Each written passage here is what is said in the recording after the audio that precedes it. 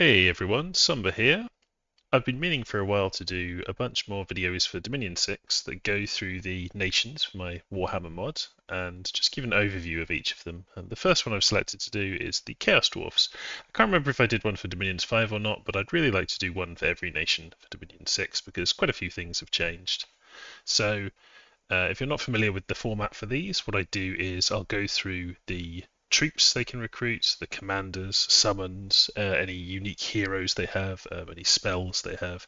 I'll look at the pretender selection they have and maybe some suggestions about the kind of scales and so on they can have, and then I'll look finally at any special mechanics or anything the nation has. This isn't really intended to give you a strategic this is how you play them guide, it's more just to kind of introduce the nation and maybe pique your interest in playing it. So, Zarnagrund, the children of Hashut, is the Chaos Dwarf nation.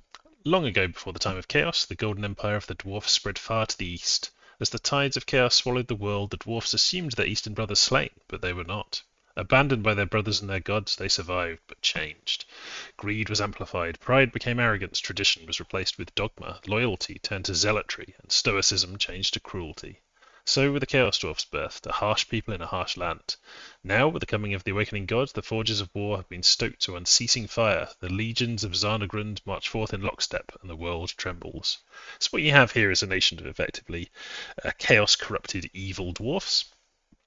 Um, Death scales don't reduce supply and have half impact on income, so death scales are something you may want to consider with the nation. Their military consists of tough dwarf infantry, bull centaur sacreds, throngs of expendable slaves, and sneaky hobgoblins. They have a slavery mechanic that I'll go into later. Their magic is strong fire and earth with blood and death, and their sorcerers can succumb to stone curse, which is another thing I'll talk about when I talk about national mechanics. They have powerful priests. They enslave as they conquer. Owning or sieging a fort pollutes provinces towards Death 1. That's a pretty straightforward mechanic. And they have Infernals, which are recruitable only at forts outside the capital. Their scales and bless changes are they have order limit of +1, productivity limit of +1, and death limit of +1, which certainly suggests the direction your scales might be going in. They can build normal forts, but they start with a grand citadel, so a very large capital fort, and their forts produce 10% more resources than normal. So first let's go through the recruitable units, and we're actually going to start with a very strange one, which is purchase slave. So when you purchase a slave, you get a random slave from having recruited this. The cost is always 3 gold, 8 resources, 9 recruitment points to recruit them, but you'll end up with a totally random slave, and that's why the weapon type says it varies here. If you recruit outside of a fort, so that's within the fort, if you recruit outside of a fort, then you always start off with an orc slave, but then the turn after that they'll turn into whatever the appropriate type of random slave is, and that's just because you could get attacked the turn that you recruited them, and I don't want these icons appearing in the battle, I want a random slave appearing. So we've actually got a site here that shows you a preview of all the slaves you can get. You have basically a load of quite trashy slaves in the form of Noblar and Goblin slaves. I'll click through these quite quickly, but they're basically not very good. So just clicking through these, you can see goblins, cowardly, weak, undisciplined.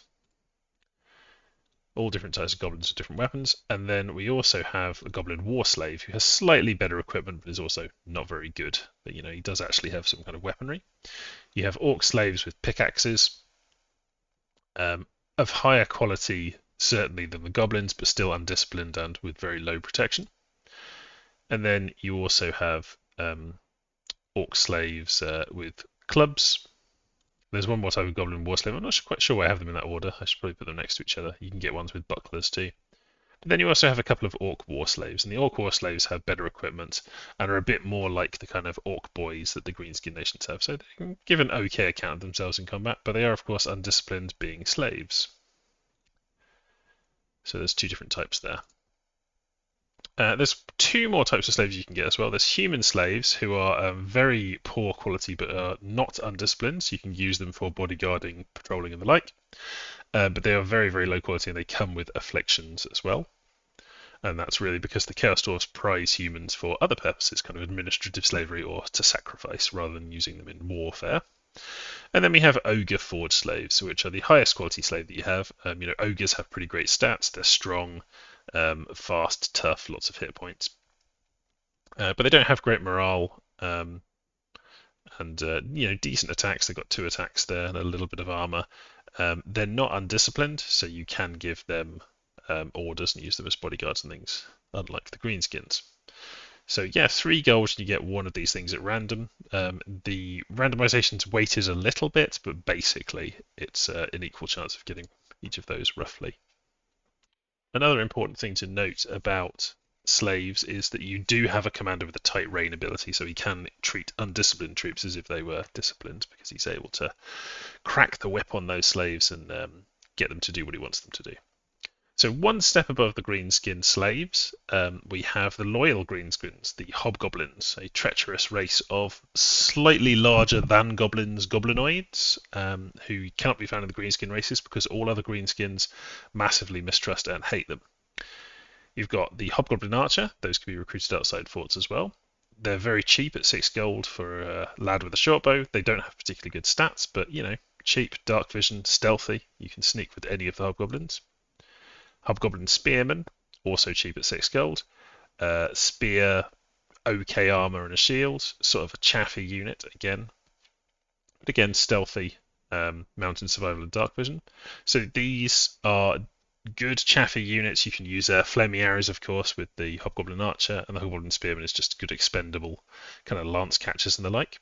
Then we have the Hobgoblin Sneak, significantly more expensive at 10 gold. And more recruitment points.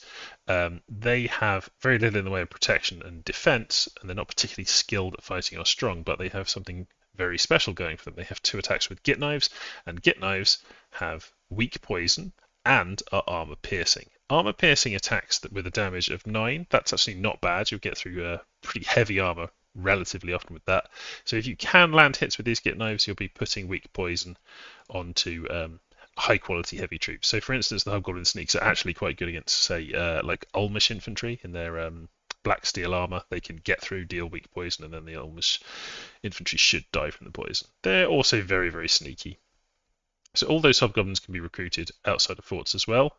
And then you have the Hobgoblin Wolf Riders, who can't be recruited at a fort, but can be recruited outside of forts, any non-fort province in fact.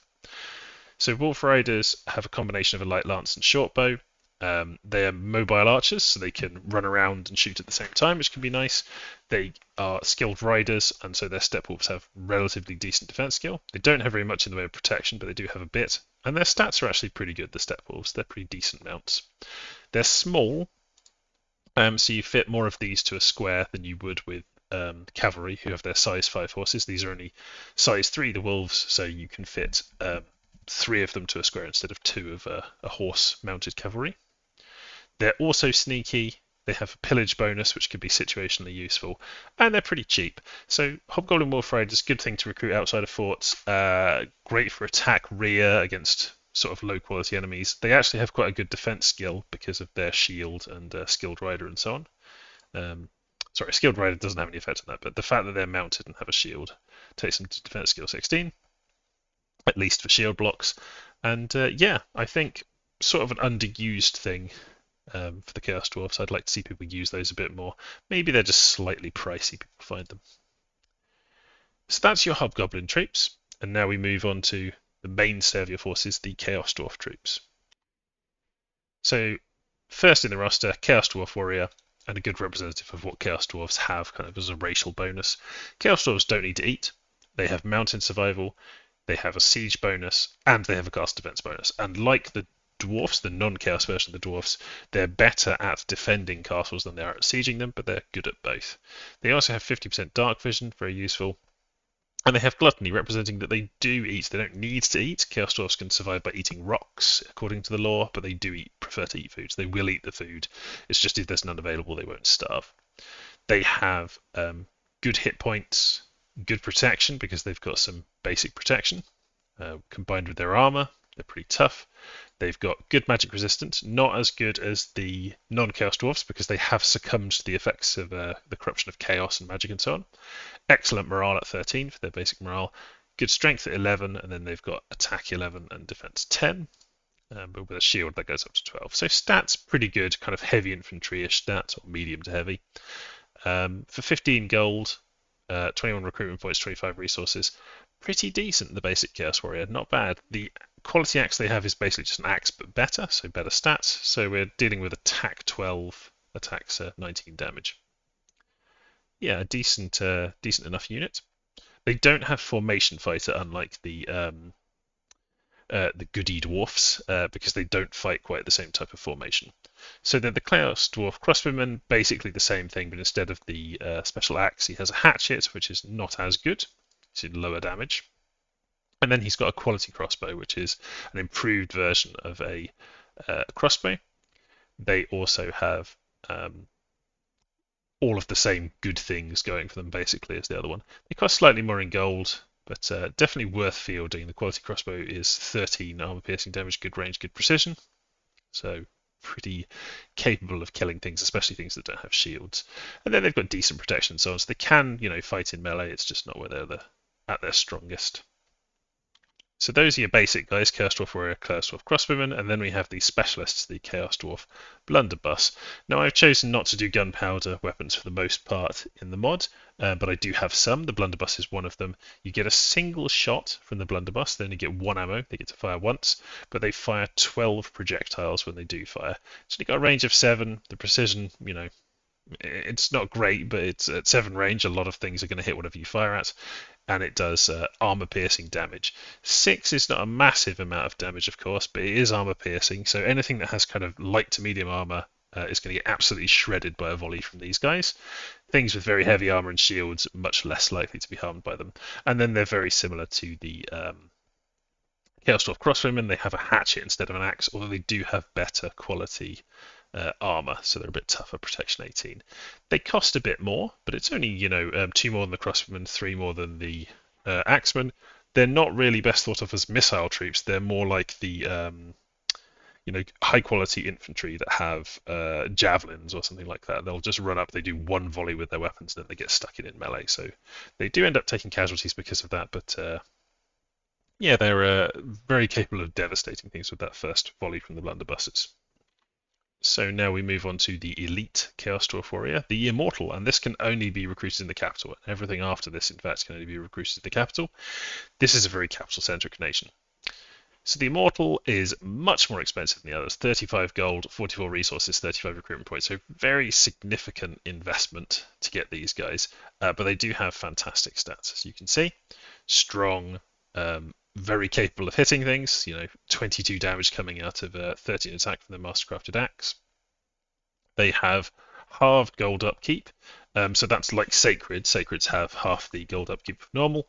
These guys are not Sacred, but they do have that halved upkeep. They have excellent hit points protection, so 16 hit points, 22 protection. That's taking into account their basic natural protection and their really good armor that they have. And their armor is magic, which is helpful if your opponent's using anything that destroys magic armor. Their shield isn't, but their helmet and plate is. They have better magic resistance, and they have really good morale. Their combat speed is low because of all of this heavy armor and because they're dwarfs, but still, when they reach things, they just form a kind of impenetrable block and hack things up with their axes. So just having access to such high protection can be really useful. Same traits as the other Chaos Dwarfs, except they also have Bodyguard too, and that's important because you do have pricey mages that are very much worth protecting, and the Immortals are very good at that. Having Bodyguard 2 makes them more likely to turn up and stop assassins and so on. So yeah, a potentially very useful unit. I like using Immortals. Can be a bit of a vanity unit because of their high cost. They cost twice as much as the Dwarf Warrior, the Crossbowman, or even 2 blunderbusses is basically roughly the same cost as an Immortal. But very, very reliable, very tough, very hard to hurt for a lot of enemies. If your opponent has stuff that can punch through very heavy armor, then they become less good, but until that happens, very strong. So now we have the Slave Giant, and the Slave Giant has a reduced size graphic just for the purposes of the recruitment screen, so he doesn't kind of spill over into other stuff. Slave Giants are kind of a difficult thing to use. They have recruitment limited to only 1 per turn. You can only get them in your capital, and they are, as you would expect from a giant, incredibly strong, incredibly tough in terms of hit points, but not a massive amount of protection. So they do tend to kind of get chipped away at. It doesn't require a lot of high damage to go through their protection, but they can take a lot of hits before they succumb, and if you can get regeneration on them or something like that, their high hit points are very good. They come with a very useful ability, which is they have built-in fear, which is quite unusual for a recruitable troop. They also have pretty decent morale considering, and if you put them, because they're a slave, if you put them with one of your taskmasters, they end up with quite high morale in the end. They're quite fast, so you can do things like attack rear with them, and their attacks are very, very scary. So they have 3 attacks. I'll start with the Giant Stomp because it's very straightforward. It's an area effect 1 attack that does strength equal damage. Things that are large or strong can negate it, and things that have very high defense can negate it. So if you're a very skilled defender, you can roll out of the way of being stomped on. If you're very large or very strong, you can kind of resist just being stomped on by the giant. But having area effect attack can be really, really strong, and it is 25 crushing damage. They have their heavy chains, which has area effect 2, so it's capable of hitting itself. That's something worth bearing in mind. With area effect 2, you're not always going to be hitting enemy squares. You'll sometimes hit your own square or friendly square. It has 2 attacks, so you're doing this twice a turn, and then it also has very high damage because of their strength. And length 5, so you can use it for repelling as well, although their attack skill is very low, so they're not very good at repelling. So we're already looking at area effect attacks, you're looking at area effect 1 and then 2 lots of 2 squares being hit by heavy chains in theory. And this is not defense negates or strength negates or anything like that. When this swings, things get hit by it. They've got no ability to resist it or get out of the way because those chains are whipping around everywhere. So we've got this guarantees damage that ignores defense, that can blast riders and mounts at the same time, can blast, formation fighter dwarfs and things, and just completely turn them into a red mist with heavy chains attack. Then you also have a Chain Strike, and the Chain Strike is its single target attack. It does more damage, it's got a bonus versus shields, and it's got, again, it's long, length 5, so you can use it for repelling in theory. Or length 6 rather, the Chain Strike. The Chain Strike is therefore hitting single targets basically, and cracking through things that have very, very high very high protection, I should say. It does the most damage out of everything. So it's not whipping the chains everywhere, it's specifically hitting one thing with them. So slave giants, what do you use them for? They can be very difficult to use well. They are very expensive at 210 gold, but having fear, if you can get some buffs on them to increase their protection or just increase their ability to survive in any way that you can, then just having a recruitable with fear that does all of this area effect damage can be really good. If you can make them ethereal, you're also protecting them against hitting themselves with their own chains and killing themselves, so that can be a very good trick with them. Now moving on to your sacreds, you've got 2. They're both recruitable only in the capital, because again, this is a very capital-centric nation. That's a lore thing. The Acolyte of Hashut. This is a medium infantry armed with a glaive, but then they also have a ranged attack, which is magical armor piercing. You get 2 of them per turn, and it's fatigue based, not ammo based. So if you can get anything that's keeping their fatigue from getting really, really high, they'll just sit there and continuously just throw flame projectiles all battle long. That scales with strength, so strength blesses work great on them. You can do blesses that increase their range. Precision's not really worth it, but you can do that if you want to. And when it comes to hand-to-hand combat, in melee, they're no slouches. A glaive's not a terrible weapon. Their stats are pretty decent. Their protection's okay. Again, they are kind of medium infantry, but fairly strong for all that. And they come with fire resistance 5, which can be very useful with the fire being thrown around all over the place. So I think people have found them to be pretty useful and strong sacreds. I would agree with that assessment. Yeah, I think pretty good, the Acolyte of Hashut, particularly with a strength bless. That's what you want to be putting on them because it is armor piercing damage, so anything that scales with strength and is armor piercing is always very exciting. Now your second sacred, and this is much of a traditional go and kill everything and survive sacred, is the Bull Centaur. They're expensive. Let's get that out of the way first. 70 gold, 33 recruitment points, 37 resources. That is not cheap. But we have a sacred here who has 2 attacks, which is always very important. They're size 5, so you're talking about 4 attacks per square, so you can compare them with kind of cavalry sacreds. But unlike cavalry sacreds, they're not mounted. They don't have the liability of a horse with lower magic resistance, things like that. These guys have good stats. 27 hit points in total, 12 magic resistance, 14 morale, 17 protection including their armor because they've got base protection of 4. Very, very strong. Built-in dark vision, so you can go underground with these guys for sure. And yeah, they just hit really, really hard. 26 damage from a quality battle axe, and then they also have 14 bludgeoning from hoofing stuff. You can compare them with things like Pangaea's Sacreds, the Black Centaurs, White Centaurs. I don't think they're quite as good as those, but they are higher protection, and I believe before Berserk they hit hard. I think once the Pangaean Centaurs are berserking, they will hit harder, but these guys before that do hit very hard and harder than the others do. They also take a strength buff very nicely to get that damage up because this is a two-handed weapon. They're not mounted again, so they can use two-handed weapons, unlike things on horses.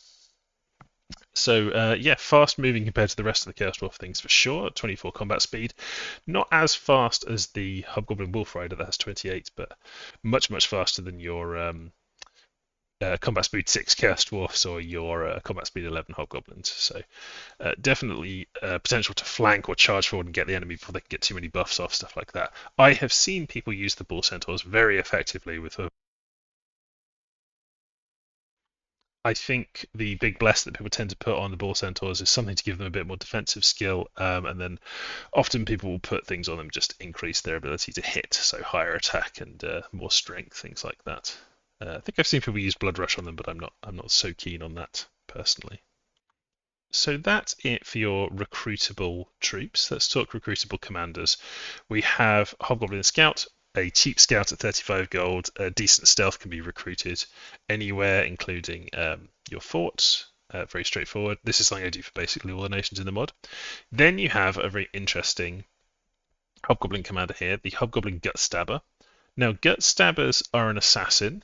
They are only a single recruitment point, so you can spam out assassins with this nation. That is something you can do. They have Git Knives, which of course armor piercing and do weak poison, so you've got a chance here of, even if your assassin, who is fairly cheap, I should point out, 100 gold, even if they fail to kind of win the fight with their opponent and get killed, it's possible that they've poisoned them enough that they'll just succumb to the poison, so they can be good for those purposes. I would say you've got a lot of the hallmarks of a very good assassin here. However, assassins in general have really good stats. They tend to be, the skilled single combatants. Gut Stabbers, not so much. Their stats are okay. Attack 11, defense 11, not terrible. Combat speed 12, not terrible again.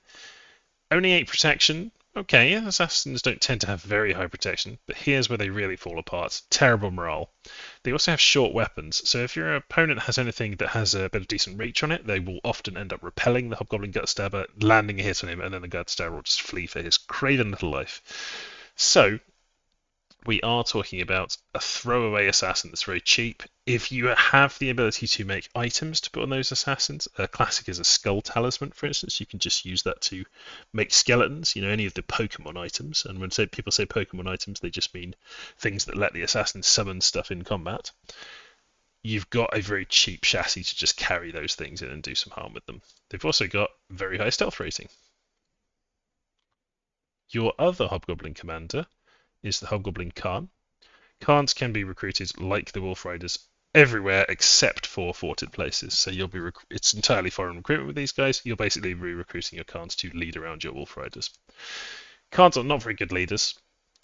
They're okay. They're not great. They are stealthy, so they can lead your Hobgoblins on stealthy raids and the like. Their stats are okay. They're fast. They're pretty cheap. They have mobile archer. Like all of my military commanders, they have some degree of unsurroundability and boosted magic resistance and so on to try and make them useful. And then their step wolf's pretty good because of the skilled rider. It ends up with 14 points of defense, and it's capable of doing a bit of chomping. So yeah, the Khans are not bad for leading around hobgoblins. Basically, that's their purpose. So moving on to the Chaos Dwarf commanders, we'll do the non-mages first. We have the Slaver. Slaver, kind of an interesting unit. So what you can do with slavers is distribute them across your provinces, and they'll just generate slaves for you. And then you can have them patrol, basically. They do have a patrol bonus, so you can leave them kind of patrolling away, making sure the unrest doesn't go up, and they'll just passively generate slaves. They're only one recruitment point and 100 gold each, so that can be something that's worth doing just to get some extra slaves. It requires a province with more than 2,000 population and less than 20 unrest, and they'll generate 1d3 slave troops per turn. It's not a lot, but just having some slavers around does give you that passive income of slaves, and you can also use them to kind of recruit slaves, move slaves around, and so on, because they are very good leaders of slaves specifically. They have the tight rein ability, which means that they can command undisciplined things around. That can be useful for the things that aren't slaves, but these guys are particularly good leaders of slaves because they have Taskmaster 3. That's 3 whole extra morale to any slave unit that they're commanding, and that's really important for a lot of the slaves that have bad morale and for things where you need to have high morale, like the giants that otherwise might take a bit of damage and kind of end up routing, which is a real shame. They also have resource bonus. Resource bonus only works if you're in a fort. But if you are in a fort, having the extra resources is very nice. So you can stack that. You can have a bunch of slavers in a single fort and just have them generating resources. But only one of them will count for the purposes of generating slave troops. You can't stack them up. And that's intentional to avoid people just sticking all of them in one fort to generate huge numbers of slaves each turn. But yeah, they can fulfill a variety of needs, I would say. Basically, you want them to be leading your slaves around, and when they're not, you can have them generate slaves and generate resources. Then we have the Castellan, basic leader, can do formations, 3 squads, 100 units. He's no slouch when it comes to fighting. Decent equipment, decent stats, comes with unsurroundability, basic unsurroundability, and decent equipment. Not much to say about them. We have the Death Mask. So Death Masks, very similar to the Castellan in stats and everything. Much higher protection because Death Masks come with higher. Is it higher base prot? I'm pretty sure it is. Yes, 1 higher base protection because of how tough Death Masks are, and then they also have the incredible armor that Death Mask troops have. And I'll get to Death Mask troops now, actually, because I didn't mention them before. The Infernal Guard is what they lead. So Death Masks have Infernal Full Plate, which is really, really good armor, which is magic, and quality shields, full helmets, and quality axes. So the only thing they've got that's magic is the Infernal Full Plate. But everything else they have is really good equipment. Now, Death Masks lead your Infernal Outpost troops. So what an Infernal Outpost is any fort that isn't your capital will get this site called the Infernal Outpost, and that will allow it to recruit Infernals. But each of the Infernals requires a Demon Smith present to recruit. So what you'll do is, in each of your forts that's outside your capital, you will put a Demon Smith there, and you will be able to generate Infernal Guards. You can't recruit them in the capital, so they're not really a thing for expansion, they're something for later on. And the Infernal Guard are basically good quality troops, very similar to the Chaos Dwarf Warrior, except with much higher morale. They have really crazy morale, and then they also have exceptionally good armor, so they end up with very, very, very high protection, even higher than the Immortals. The Infernal Full Plate is the key to that. It's magic, it's really, really good. They are just absolute little tanks in combat, and they also all come with fire resistance, which is really good for pairing up with all your fire magic and, of course, your acolytes of Hashut who can throw fire around. They also have their own fire troop, the Infernal Fireglaive. So where the other guy was a axe and shield, this does not have a shield, so a bit more vulnerable to missile fire. But instead, it has the Fireglaive. The Fireglaive is a 2-handed kind of halberd or glaive style weapon, but it has an extra effect every time it swings. You don't need to do damage to this, you don't need to hit to do it, you just swing and you get this gout of fire coming out, which is area effect 2. So again, it can hit friendlies, it can hit yourself when you swing it. So something to be aware of. 5 armor piercing magic damage. So 5 armor piercing magic damage, completely ignoring defense because it's area effect. Not enough to get through the very heaviest armor or things that have good fire resistance, but it will absolutely annihilate things with light armor or medium armor, especially cavalry, because it'll hit both the rider and the mount. The mounts don't tend to have particularly good armor to withstand this. Now, these guys are really, really strong. They cost 40 gold, 47 resources, and they are limited in their recruitment to 3 per month, so you can't get a huge number of Fireglaves, but you can mix them in because they have the same speed as the Infernal Guard. Combat speed 6 is all normalized for all of these Infernal Guard. You also have the Infernal Chosen. Again, these are recruitment limits, only 3 per month. Much like the Immortals, this is effectively the kind of Infernal Guard version of Immortal, really. They have halved gold upkeep as if they were sacred, but they're not actually sacred, so they don't take a bless. And they come with, and this is, I think, pretty crucial, magic weapons.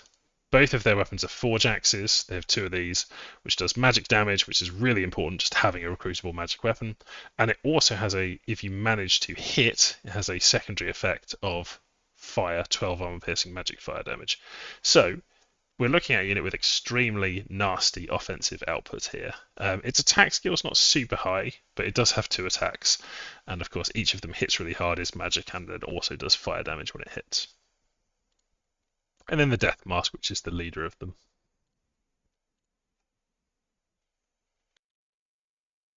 So that's your non-mages. Oh no, there is one more to mention, which is the Overlord. Overlords can only be recruited in the capital. The Overlord comes with the Forge Axe, the same as the Infernal Chosen that we just looked at, so a nice magic weapon. He's got really good stats, high unsurroundability, good magic resistance, high hit points and everything. So you could potentially do a little bit of thugging. It's really more of a military leaders can be expected to do a bit of fighting, stay near the troops kind of thing, rather than they go off and take provinces on their own sort of situation. He's got really good protection. He has magic armor, like many of the elite Chaos Dwarfs do. But the crucial thing about the Overlord is that he gives you 150 leadership, 4 squads, plus 2 morale bonus. It's not super important to get that, it's just really useful. The Chaos Dwarfs do have very good morale already, and he is actually quite a decent Taskmaster. He's got an extra point there, so he can give an extra bit of morale to slaves, which the Slaver cannot, although he doesn't have tight reign, so he can't give them orders in the same way to the undisciplined ones like the Greenslin slaves. Interesting thing about the Overlord is that you get one of them for free whenever you buy a Sorcerer Lord, which I'll get to in a moment. But yeah, he is 2 recruitment points, so sometimes you may want to recruit them. Maybe early on you might get an Overlord to just lead one of your expansion forces for. But 2 recruitment points is usually quite a tough ask for a military non-mage commander. So moving on to your mages, you start off at the bottom end with the Pyrophant. 2 recruitment points, 150 gold. He is a level 1 priest. Not a very good leader. He's not really a military leader at all. And he comes with fire 1 and then either an extra point of fire for fire 2, earth 1, death 1, or blood 1. So you can get blood hunting from these guys. You can get fire 2, who can go and cast Phoenix Power and be kind of fireball throwers. You can get fire 1, earth 1, kind of your magma darters. And fire 1, death 1, there's a few decent death 1 spells you can do, summon skeletons and things with them. So not too bad. He's your kind of research lab monkey mage, your basic mage. So next up, we have a real workhorse of the nation, and these guys used to be cap only, I think, in Dominions 5, but now you can recruit them in any fort. The Sorcerer. The Sorcerer is your real powerful mage, basically. They are a priest level 2, which is useful. Of course, most of your good mages basically are sacred, or pretty much all your mages are sacred, so taking a bless for your mages might be something you would want to do. They come with fire 2, earth 1, death 1, and then they have a chance of being fire 3, earth 2, death 2. So we've got a chance of each of those things going up by 1 point, or they get a point of blood. So the ones with blood are probably the least good of these. The ones with earth 2, very nice. Death 2 is very nice to have, and fire 3 is decent to have. You can do evocations and things with them. So really just the blood ones are not so good, although they're broad, so you can use them for forging things, for site searching and so on. Now, the Sorcerer is the first of the mages that is strong enough that he can be affected by the Stone Curse. I will go into the Stone Curse a bit later, but basically the Stone Curse is bad. Over time, your mages will slowly become kind of paralyzed and slowed down and eventually die from the Stone Curse. In the lore, this is effectively dwarfs were a nation that were created to not really be able to use magic in a traditional way because they're corrupted by chaos. The Chaos Dwarfs do use magic, and the Stone Curse is just something that naturally happens to them, kind of as a result of unnaturally using magic. So moving on to the rest of your mages, and then I'll cover the Bull Centaur Ancient at the end. Next mage we have is the Demon Smith. This is a capital only mage. Demon Smiths are not combat mages, they are not researchers. What they are is they are forgers. You also need them to be present to recruit Infernal Guard, of course, as we've covered. They come with Fire 1, Earth 1, and then they have either Fire 2, Earth 2, Death 1, or Blood 1. Here, you're less bothered by getting a broad one. Like a Fire 1, Earth 1, Death 1 is kind of nice on this because they have Master Smith, which means they're actually crafting at one path level higher for any paths they do have. So if you have Death 1, these guys can craft as if they were Death 2. And they have a forge bonus, so they can get a discount of 1 gem on anything they forge. Kind of a classic mechanic, very similar to Olms. If you throw a dwarven hammer on them as well, you're getting things much more cheaply. They also give you a resource bonus of 10, which is the same as Slaver, so it's not terribly exciting, but they do help a bit. So having these in your forts can help you recruit some of your more high resource cost troops. Then your final mage, and by far the most powerful, is another capital only one. It's the Sorcerer Lord. Sorcerer Lords, when you recruit them, and they are 600 gold, 6 recruitment points, you do start off with a capital that has 3 recruitment points, so this is only 2 turns worth rather than 3 turns worth. Sorcerer Lords, when recruited, you get a free Overlord. It's factored into the costs, and then his upkeep is reduced a bit from 600 because you also have to pay the upkeep of the Overlord too. He's another one that can be affected by the Stone Curse, and we'll talk about that in a bit. But let's look at his paths. So, Recruitable Priest level 3 is obviously always really great for Divine Blessing and because he can claim Throne, so very nice to have that just to begin with. He comes with guaranteed Fire 2, Earth 2, Death 1, Blood 1, so same path as the other mages, and we've basically limited to just these 4 paths when we're talking about Chaos Dwarfs. And then he's got the same random as the others, so he can get Fire 3, Earth 3, Death 2, Blood 2. So he is your way of getting higher blood, higher death. Well, definitely Earth is the main thing there. He's the only one that can get Earth 3 out of your mages, and that can be very useful to have, obviously. So we've looked at these mages. I'll just look at the Bull Centaur Ancient, and then I'll explain a bit about the Stone Curse as well, I think. Yeah, I might come to it a little bit later, but I'll show you the Stone Curse forms they turn into. So the Bull Centaur Ancient is not a mage, he is not a priest, he is sacred though, and can be only recruited in your capital. The reason I've separated him from the military commanders is that Bull Centaur Ancients are not really military commanders like assassins or scouts or leaders of lots of troops. They don't fit into these categories. What the Bull Centaur Ancient is, above everything else, is an absolute destroyer, like a kind of a pre-built thug. So he comes with an Executioner's Axe, which is a very nasty, very hard-hitting weapon because of his high strength, 41 damage slashing.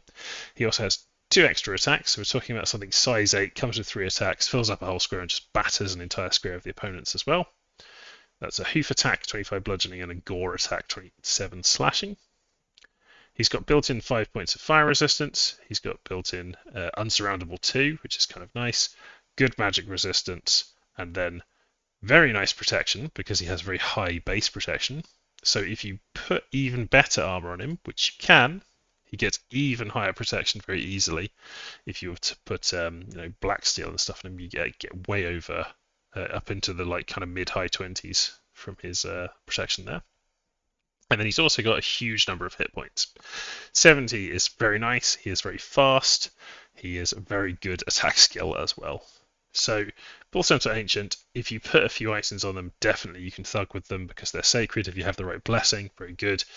He'll never be quite as good as a real mage warrior thug because just having magic paths lets you cast, things that make you much, much more survivable than he will ever be. But if you fluff him up by putting kind of iron skin, things like that on him, with your mages, which they absolutely can do, he can be a very nasty thug indeed. So let's take a quick look at the Stone Curse progression. So as I've said, your sorcerers can have a Stone Curse affect them at a certain point. So each of your sorcerers every single turn has a chance of this happening to them. If you stack a bunch of them in one province, they've all still got the same chance of becoming afflicted by the Stone Curse. The Stone Curse first manifests by affecting the legs of the sorcerer. So his paths and everything stay the same. Because his legs are now turning into stone, he's carried everywhere on this kind of palanquin by a couple of Chaos Dwarfs. So you now become a mounted unit with these Chaos Dwarf bearers carrying you around. He's not particularly affected at this point, but he's definitely, the stone curses has started affecting him, and he's definitely in trouble in the long term.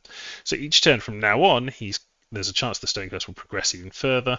It reduces all your non-earth magic paths by 1, so cutting down your fire, death, blood, whatever else you have.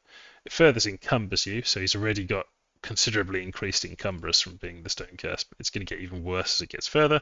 And he'll also remove his chest slot, and he'll lose 1 hand slot as well, as he's affected by being turned to stone. So he goes from being stone cursed to stone racked. You can see turning more of him into stone, and he's lost some slots, and his paths are worse. Then the next progression of the stone curse to a sorcerer is that there's a chance now that it'll just kill him, basically. So over time, your sorcerers will become stone curse, stone racked, and then die from the stone curse. There's nothing you can do about it. It's annoying. You just have to kind of bear it in mind, and don't rely on a stone racked sorcerer surviving and being there, because they might just drop dead at any moment. Similar thing happens to sorcerer lords. They become stone cursed, so paralyzed feet, but they are being carried around by immortals because of their higher status. They get these better bearers carrying them around. Very similar stuff, increased encumbrance and so on. And the next thing that happens to them is they have their non-earth magic path reduced by 1. They get more encumbrance and they lose their chest and hand slots. So very similar to the sorcerer. The sorcerer lord becomes stone racked. He's pretty messed up. But then they have one additional stage which the stone cursed sorcerers do not. The stone racked sorcerer lord, instead of dying when the stone curse progresses, he will instead become a statue who's being carried around by the immortal bearers. So he'll lose all of his magic paths, but he'll still have holy. He'll have some misguide himself, but he will have his holy abilities. So he becomes a sorcerer lord statue. He's just a statue being carried around by these guards, but that does give you access to an innate spellcaster and a priest level 3.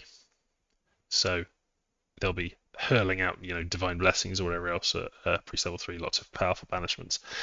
So these guys don't die. They hang around. However, you do have to pay their upkeep. It's not actually 635, I think, because it's reduced like any other sorcerer lord, but you do still have to pay their upkeep. Because statues require a lot of maintenance, I suppose.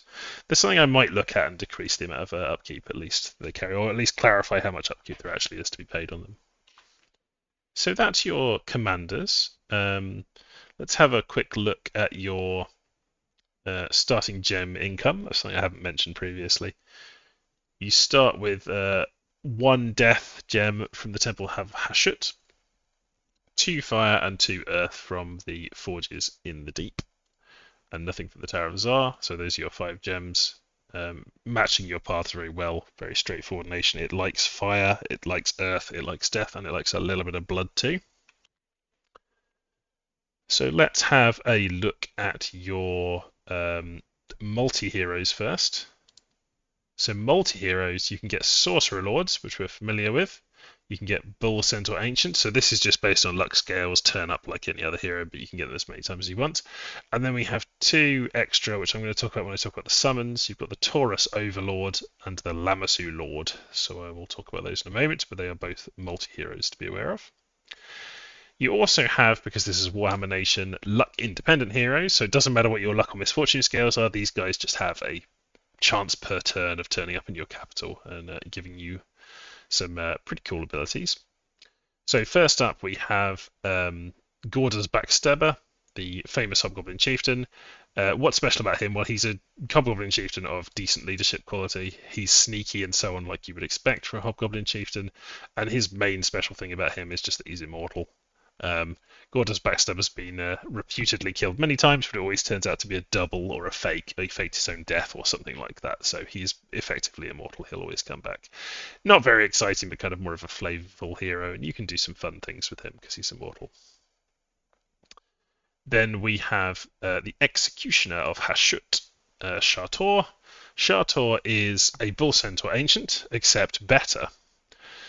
He comes with better equipment. The Dark Tide Axe, for instance, is magic damage, and I believe... Oh no, it's 1 attack per turn, but still magic damage. He has a special helmet, the Mask of the Executioner, which allows him to cast the Will of Hashut in combat, which is area effect 4, 10 armor negating damage, but it can be resisted by magic resistance. Doesn't affect mindless, undead, inanimate, or friendly units. So he's got basically a thing that allows him to kill loads of chaff that doesn't have particularly good magic resistance by doing them armor negating damage. So if you imagine him fighting your Ulmish Blacksteel, or more importantly in the Warhammer mod, I guess things like Empire Greatswords, they don't have the best magic resistance, so he'll just kill them with armor negating damage from just using his willpower upon them.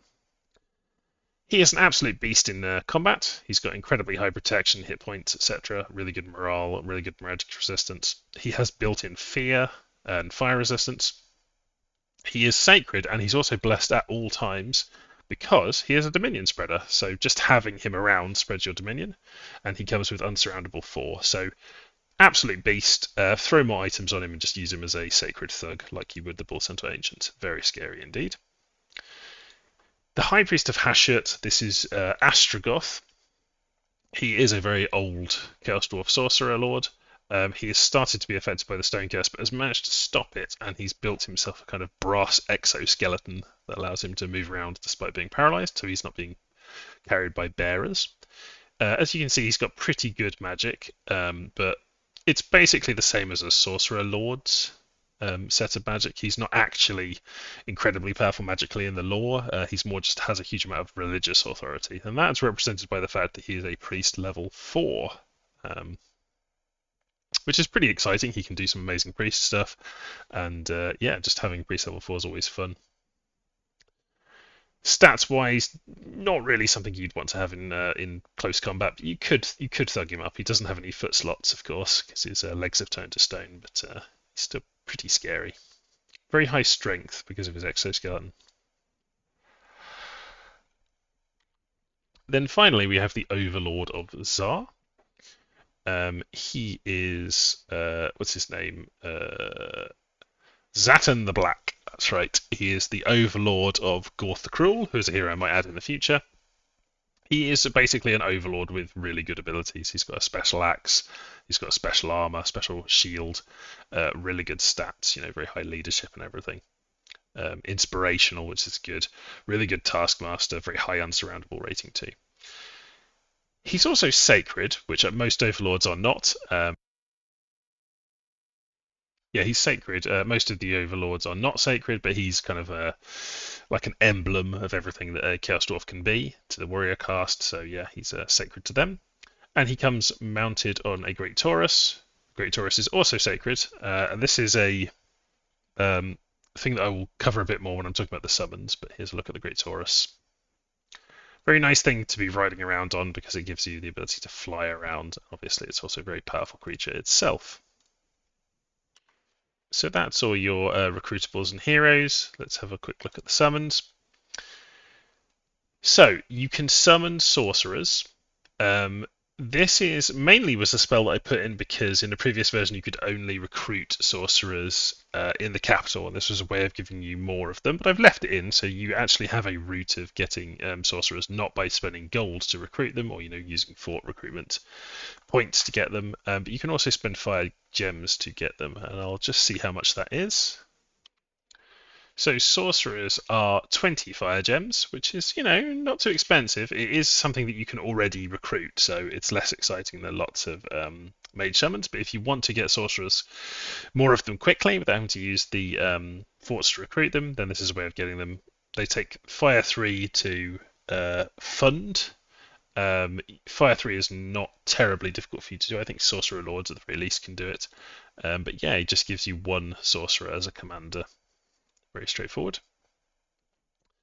And then you can see in the construction score, so that one didn't require any research at all, but if you get to level 4 construction research, and construction is definitely one of the schools you will be researching, for 8 fire gems, for fire 3 and 1 blood, you can forge Kadai Fireborn, and you get 2 Kadai Fireborn for that cost. So they're effectively 4 gems a piece, and the Kadai look like this. Here's the Kadai, they are troops. So no gold upkeep, of course, being summoned.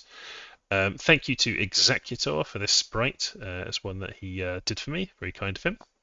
They come with 2 magical attacks, 2 Forge Axes, very high damage. They have really good protection. They have built-in very high fire resistance, although they are susceptible to cold, so ice magic is nasty against them. They're magic beings, and they have heat built in and a fire shield built in, which is very important. If your opponent doesn't have fire resistance, then 12 armor-piercing fire shield damage is really, really good if they've got short-ranged weapons, for sure.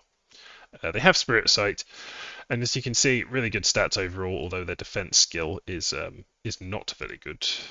That's largely because of their armor, and I think, yeah, the Forge Axes also give them a defense malus too. So yeah, very bad defense skill. I'm actually having a think about that. Maybe the Forge Axes shouldn't have -1 defense. I'll have a check of that and see what I think, but it feels a little bit low for their defense skill to be so low. So I'll take a look at that. Yeah, quite a bit of hit points, and offensively very potent, of course. But a big problem that they have is they do have this exhaustion. So exhaustion means they gain 4 fatigue each turn, and so after a little while, of course, their stats start to fall off from the fatigue, and they'll just fatigue out entirely over time. But people have generally found them somewhat useful. I think that defense skill needs to be put up a bit because it's just it's a bit crazy at the moment, or maybe they need to have a bit more ability to defend themselves, perhaps slightly better armor than the Bronze Hammer. I'm not sure. But yeah, Kodai Fireball, pretty good way of getting access to, through fire gems, more magic attacks, and can be pretty brutal. And then we have 2 commander summons, both on flying monsters. The first is a Taurus Overlord. So this is an Overlord. It's the same as any other Overlord. Really good leadership, decent combat stats and things. This one doesn't require any gold upkeep because he is a summon. And he comes on a Great Taurus. So the Great Taurus is a big flying bull, has very high hit points, very high protection. It's got some barding that comes with it, but it has very good natural protection anyway. Because of this high natural protection, if you make some magical barding and stick him on there, he will have extremely high protection, like super high, like mid-20s, high 20s. Really good magic resistance, morale, and so on. And then his abilities are, he has Fear 6, so nice, 1 above normal fear, very high fire resistance, good poison resistance of 5, built-in fire shield, not as strong as the Kodai Fireborns, but 9 AP damage, nothing to be sniffed at. And then he also has dark power, so if you can get him into, have darkness up or in a cave, wherever, he gets better stats. His stats are pretty great overall, hard-hitting, accurate.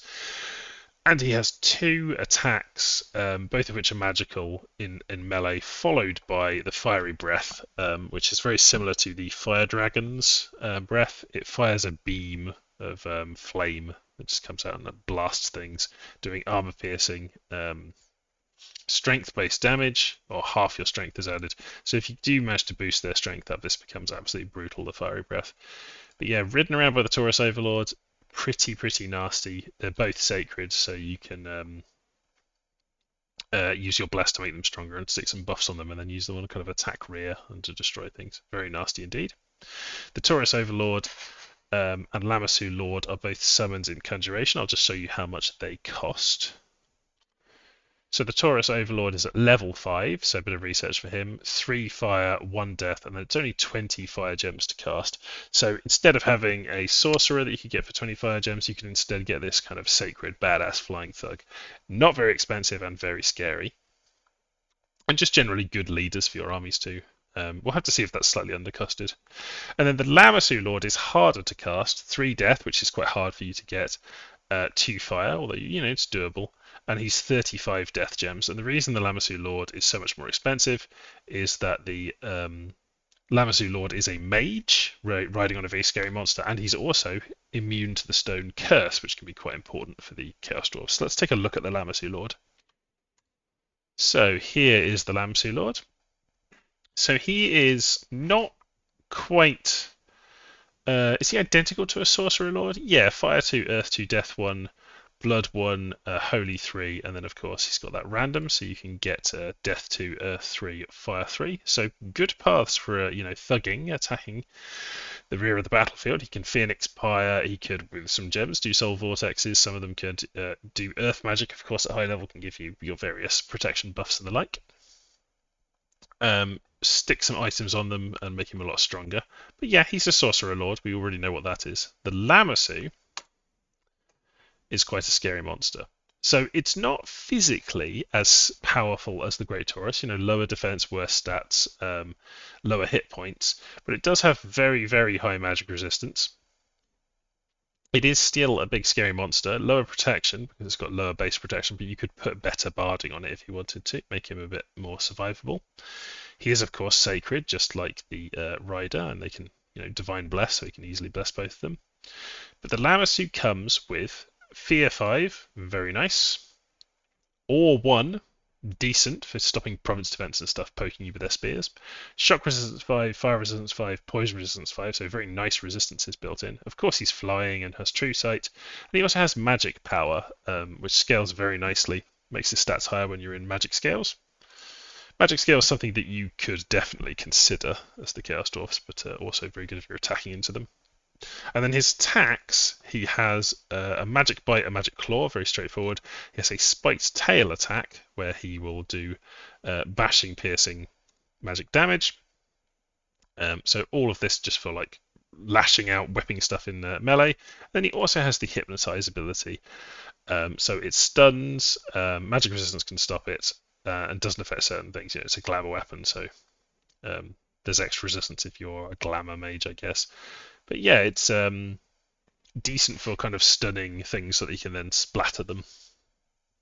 Yeah, and the Lamassu is very, very, very magic resistant, which is a really nice thing to have. And I believe it makes the rider more magic resistant too. Yeah, he's got 19 magic resistance, whereas a normal sorcerer lord has 17. So you get extra magic resistance from riding this very anti-magical creature. Right, so that's all of your heroes, recruitables, and so on. Let's talk a little bit about the pretender selection you have and what scales you might be going for. So pretender selection, no special national pretenders. Lots of it's almost like color coded, these pretenders. Very thematic choices of pretenders. I may potentially add some more in the future. I'm not sure, but you have access to a variety of different pretenders. Like most of the Warhammer nations, they're very much like in the paths that you've already got, although some of them are kind of just thematic. Like you've got astral air access here that you wouldn't otherwise have because the Irma Hlulu is very kind of thematic for the Chaos Dwarfs, fits their theme. So that's your pretender selection. No extra ones in there, but definitely some kind of ones that are normally restricted to certain nations. And then scales-wise, what would you be most interested in? Well, I think production is a pretty obvious one for you. If we're talking about the units that you can make, particularly the Infernal Outpost, Infernal Guard, very high resource cost against gold, 45. If we're talking about Immortals, 44 against 35, and Chaos Dwarf Warriors, 25 against 15. So production, very useful for your troops. You have reduced effects from death scales, so you may want to take death scales. And additionally, any fort that you own or siege pollutes a province towards death 1. So your capital is going to be at death 1, basically, no matter what you do. I think if you take really high growth, it'll kind of like not actually end up at death 1, but kind of struggle towards death 1. But basically, yeah, if you I think taking at least death 1 is kind of sensible with the Chaos Dwarfs. Order, I would typically take some order. It's useful for them. Just have the gold and try to avoid some of the nasty random events. They don't care about hot or cold. I leave that as an exercise to the viewer. Death 1 would be kind of nice. Having production, you've got a built-in +1 to your production scales, and you can reach kind of more death than you usually could. And then you've also got more order potentially. So the ultra thematic scales would be kind of like order 3, production 3, maybe a bit of heat, bit of death, bit of magic, something like that. Would be an ultra thematic scale, maybe a bit of misfortune. Having a decent Dominion score is kind of nice if you're going to do stuff with the acolytes. Obviously, they're not terribly expensive, 35 gold. They're capital only though, so anything that you're doing in terms of pumping up your Dominion score for the purposes of producing lots of sacreds, well, just bear in mind they're capital only. But having an okay Dominion score probably makes sense if you want acolytes. It's less important with bull centaurs because you're never going to be able to afford that many of them anyway, I guess. So the only other thing I guess I should cover is the national mechanics that I haven't gone into that much detail about. And this being a Warhammer nation, you get a nice message if you actually start a game with the Chaos Dwarfs, and every turn that you're in a game with them, you get an explainer of what of their mechanics do. So let's look at that. So this is the message you'll see when you start a game and every subsequent turn as well. The Chaos Dwarf Special Mechanics Explainer. So the special mechanics you have: Enslavement, Stone Curse, Slavers, Fort Pollution, Infernal Outpost. So let's start with Enslavement. When you conquer a province with a commander and 15 or more troops, and the province population is greater than 3,000, some of the population are enslaved and sent to one of your forts, granting resources, gold, population, blood, and battle slaves. So you get some blood slaves, you get some free troops from your slave pool, and you get permanent resource increases, some temporary gold, and permanent extra population. With more troops, there is an event for greater population, and with even more troops, an event for population of greater than 8,000. So basically, bigger provinces, you want to bring more troops that survive the battle, so that you can do an enslavement event and get the stuff. So basically, this is the dwarfs going around, and they're very capital centric, the Chaos Dwarfs. They want to just send everyone back to the slave mines of Zana Grund. So as they go around conquering places, you grab those guys and hurl them into your capital, increasing your population, giving you gold, increasing your resources, giving you free troops and blood slaves. So very nice. The Stone Curse. So each sorcerer and each sorcerer lord has a chance each turn, 3% for a sorcerer, 5% for a sorcerer lord, to become afflicted with the curse. We've seen what that does. It starts off annoying, turning their legs to stone and taking out their foot slot. Then each turn there's a 50% chance that it gets worse, really bad, the stone wrecked. And then each turn after that there's a 33% chance it turns them entirely to stone, which if they're a sorcerer just kills them. And if they're a sorcerer lord, they turn into the statue, as we mentioned before. Yeah, so the thing to be aware of is really just these percentages. It's just reminding you every turn of those. So eventually, lots of your people will turn into stone. There's not much you can do about that. Each province with a population above 2,000 and rest below 20 will produce 1d3 slaves if a slave is present. Stacking slaves does not make more slaves. Very straightforward. We talked about that when we talked about the slaver commander. Fort pollution. Any province where you're sieging a fort or where you have a fort will push the local death scale towards 1 if the province has a neutral or better growth. So basically, your fort provinces or places you're sieging with forts always end up getting polluted towards death scales of 1. This is a fairly minor one. It's more of a thematic thing, really. And just that the Chaos Dwarf capital is never really going to be growth scaled. It's always going to have death going on because they love polluting everything. Lots of slaves dying, and they just replace them by conquering places. And then finally, Infernal Outpost. So any fort that you have that's not your capital, you can recruit Infernals. So that's the Death Mask and the various troops. But yeah, you can't get them in your capital. You can get them outside. That's because they are kind of shunned from Chaos Dwarf society and banished away from the capital. So I think that's everything I wanted to say about the Chaos Dwarfs. They are a really fun nation with kind of limited magic, but it's fun playing as evil dwarfs stomping around, conquering the world, polluting everything, and enslaving the world to just produce more and more resources and gems and blood slaves toiling away in your mines. They're very similar in a lot of ways to the Dowie, the non-chaos corrupted dwarfs. They have a lot of similarities between their troops, but very different in terms of their magic, and a lot of their mechanics are very different. I think they're really cool and fun, and I think I might start a single-player game with them and maybe stream it a bit. And I'd also like to maybe add some more content to them in the future. I'm not sure. We'll see how that goes. Thanks for watching this overview, and hopefully I will have more overviews on the way. I'd love to do an overview for each of the nations. We'll see how that goes. Thanks for watching. Goodbye.